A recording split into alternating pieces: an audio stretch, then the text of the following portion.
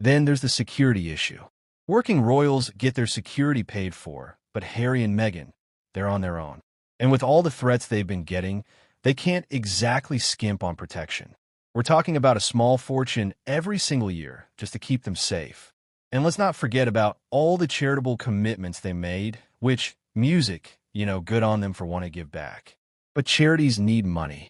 And when your income is unpredictable, those promises can turn into serious burdens. So, it's not like Harry just made one huge mistake.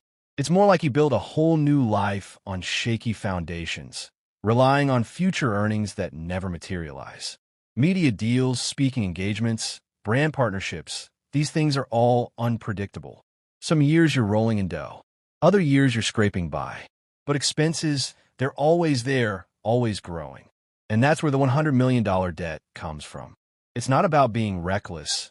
It's about being vulnerable, about building a life around projections instead of guarantees.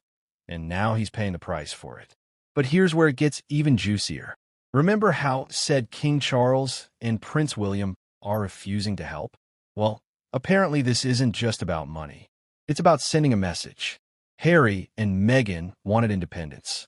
And William especially believes that independence means consequence. No more royal safety net. No more handouts. If Harry wants to live life on his own terms, he has to deal with the financial realities that come with it. And let's be real, that's a pretty harsh stance, especially coming from family. But it also speaks to the deep rift that's formed between Harry and the rest of the royal family. It's not just about money. It's about loyalty, duty, and what it means to be a royal in the 21st century. It's like, okay, you want out, you got out. Now deal with it. Which got to admit, there's a part of me that's like, yeah, you tell him. I mean, he basically trashed his whole family on TV, aired all their dirty laundry, and then expects them to just open up the royal piggy bank when things get tough. Come on. But then you also got to think about the human side of it. This is his family, his dad, his brother, and yeah, Harry made some major mistakes, but is cutting him off completely really the answer? Don't know. It just seems kind of cold, even for the royal.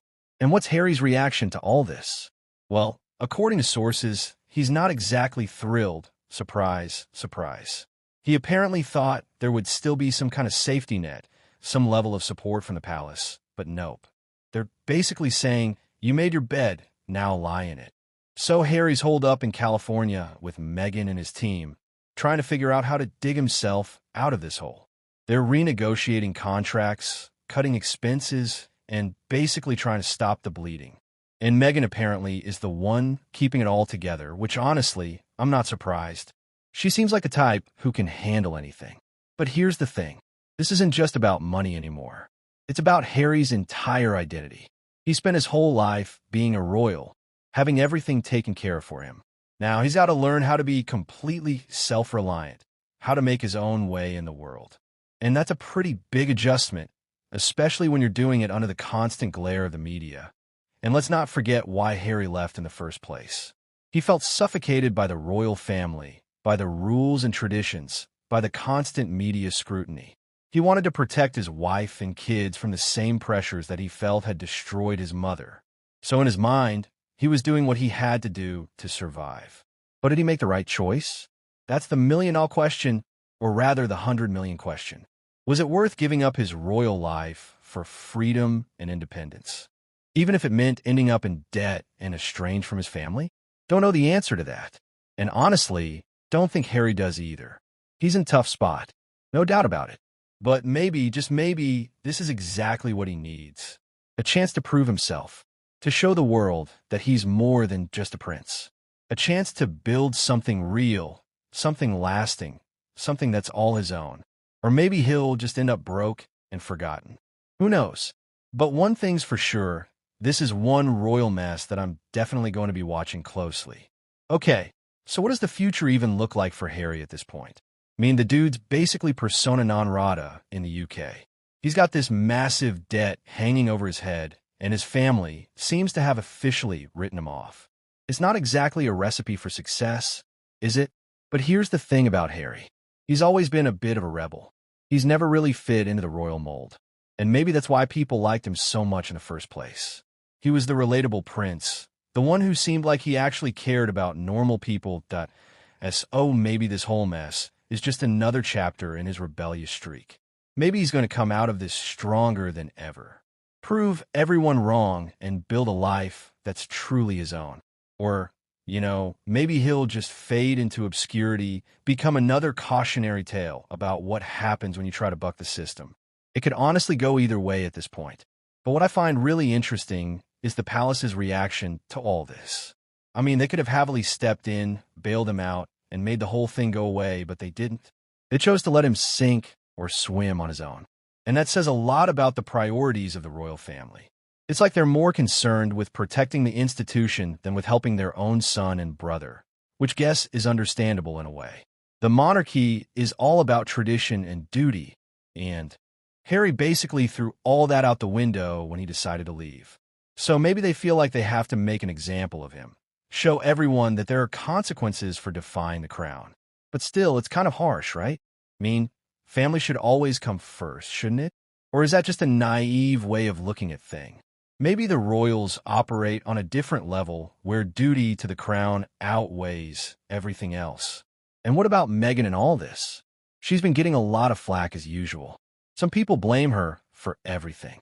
Say she's the one who convinced Harry to leave the royal family in the first place. But don't know. I think that's a pretty simplistic way of looking at it. I mean, Harry's a grown man. He's capable of making his own decisions. And from what I've heard, Meghan's actually been a huge support to him during all this.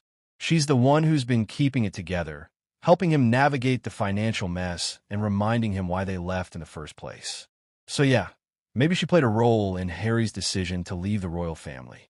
But maybe she also saved him from a life of unhappiness and stifled potential.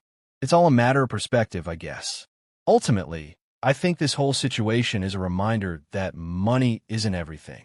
It can buy you a lot of things, but it can't buy you happiness or family or a sense of purpose. And maybe that's what Harry's finally realizing. Maybe he's learning that true independence isn't about financial freedom. It's about being true to yourself, about living a life that's aligned with your values. And if that's the case, then maybe this whole mess will end up being a blessing in disguise. Maybe it'll force Harry to confront his demons, to figure out what really matters to him, and to build a life that's truly meaningful. Or maybe it'll just be a really expensive lesson in the pitfalls of fame and fortune. Only time will tell, guess. But either way, definitely be watching to see how it all plays out. So what's next for Harry? Well, he's got a lot of work to do to get his finances back on track. He's reportedly looking to sell some of his assets, including his Montecito mansion, to help pay off some of the debt.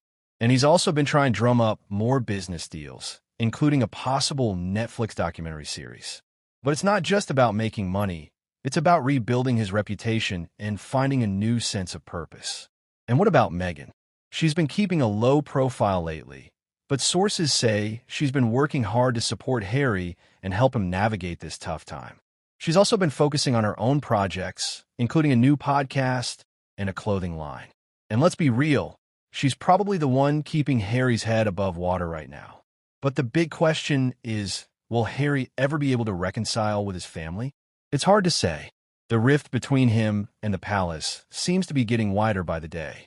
But maybe, just maybe, this whole experience will be a wake-up call for everyone involved.